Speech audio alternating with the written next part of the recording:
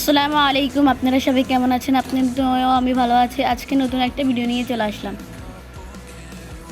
আজকে আপিফা নিজ হাতে সবজির পাকোড়া বানাবে, আমাদেরকে সবাইকে খাওয়াবে। তো এখনও সবজিগুলো কেটে নিতেছে। আপিফা, আমাদের কি আজকে সবজির পাকোড়া খাওয়াবে? জি। আচ্ছা, তাহলে তুমি সব কিছু কাটাকাটি করিলাম। এখন কি কি কাটবে বলো, এখানে কি কি কাটতেছো? টমেটো, বরবটি, গাজর, গাজর, পাতাকপি, আলু, টমেটো, পেঁয়াজ, এগুলি দিয়ে আজকে পাকোড়া বানাবে। তো ও কিন্তু কাটতে পারে না, খুব আস্তে আস্তে কাটতেছে।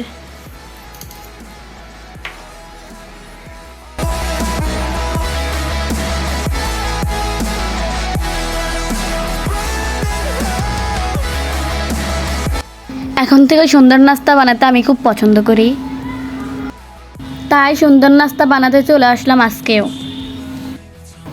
এখানে বেশি সবজি হয়ে গেল, তাই ভাজি করার জন্য কিছু সবজি উঠিয়ে নিলাম। সবজিগুলোর সাথে ম্যাগি মশলা, সব মশলা দিয়ে দিব। এরপরে হাত দিয়ে ভালোভাবে মেখে নিব। তারপর এখানে চাউলের গুঁড়ো, ময়দার গুঁড়ো দিয়ে দিব।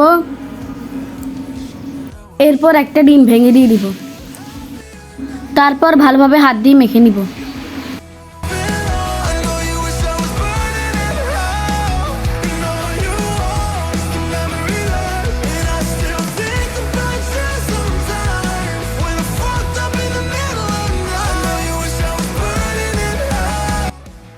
মজা হওয়ার জন্য এখন আমি ডিমটা দিয়ে দিব।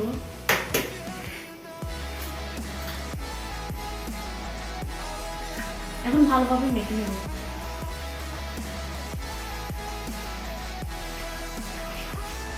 মাখা শেষ, এখন চুলার পরে চলে যাব। তেলটা গরম করে নিলাম, গোল গোল করে পাকোড়াগুলো দিয়ে দিই।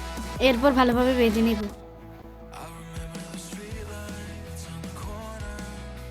আমি এখন পাকোড়াগুলো উল্টি পাল্টে নেব। এরপর এই পিঠ ও পিঠ ভালোভাবে ভেজে নিয়ে উঠিয়ে নিব।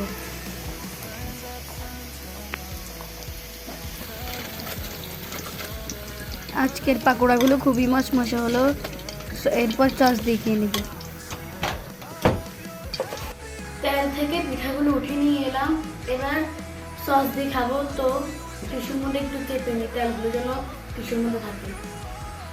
তো সস দেখুন, খেয়ে দেখি। বিসমিল্লাহ।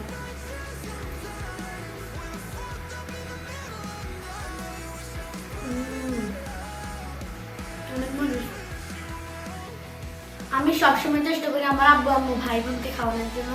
তো আমি রান্না করেছি, অনেক মজা হয়েছে। কে খাবেন আমাদের বাড়িতে চলে আসবেন।